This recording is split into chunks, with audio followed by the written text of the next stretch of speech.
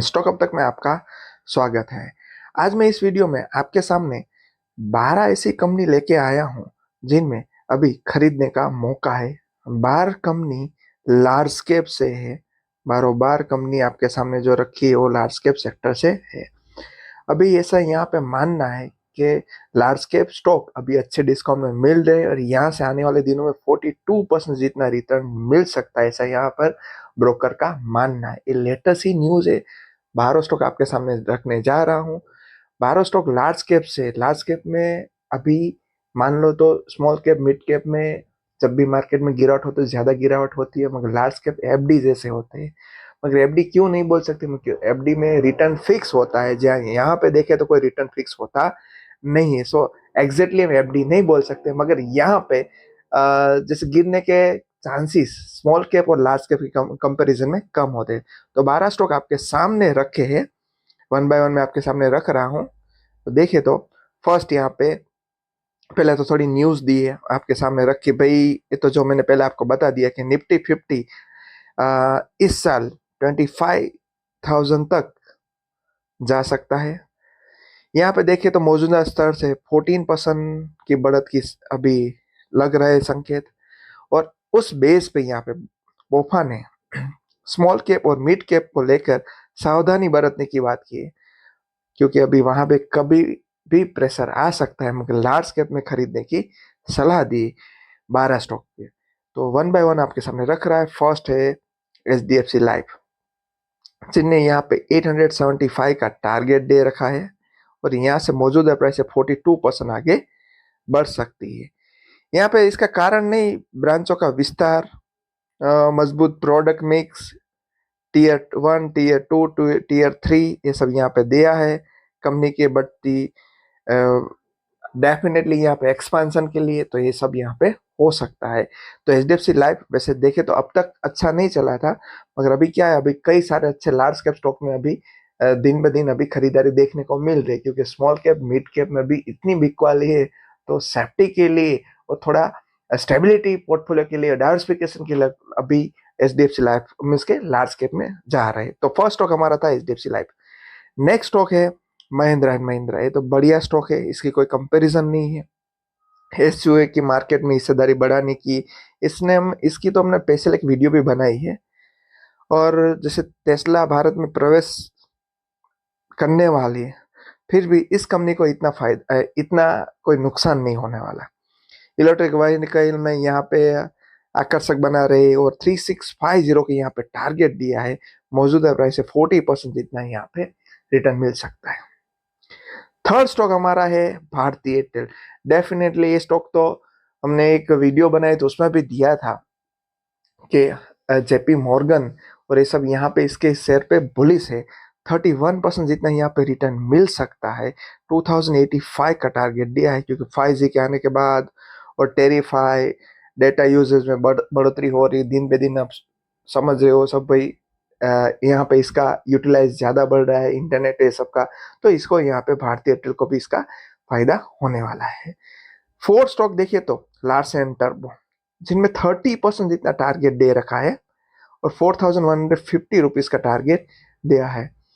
Broker ने कहा कि मजबूत ऑर्डर, सरकार की कैपेक्स नीति है, सबको मालूम है, रोड रास्ता सब कुछ बन रहे हैं, सड़कें नई नई बन रही है। यहाँ पे गवर्नमेंट ने कैपेक्स भी अच्छा किया। तो देखिए तो दैट बेस पे यहाँ पे इसकी भी डिमांड बढ़ सकती है। तो लार्सन टर्बो को भी हमें लार्ज कैप में शामिल करना चाहिए। नेक्स्ट देखे तो टाइटन, ब्रोकर ने यहाँ पे भी खरीदने की सलाह दी है। टाइटन एक ऐसी कंपनी है ऑल टाइम चलती है, आप कभी भी देख लो ऑल टाइम चलती है। 29% यहाँ पे रिटर्न देने की एक्सपेक्ट रिटर्न की बात की है। 3080 रुपीज का टारगेट दिया है। ब्रोकर ने कहा कि गोल्ड एक्सचेंज प्रोग्राम और वेडिंग सेगमेंट के विस्तार और ब्रांड की मजबूत के हिसाब से यहाँ पे ये ब्रोकर ने चुना है।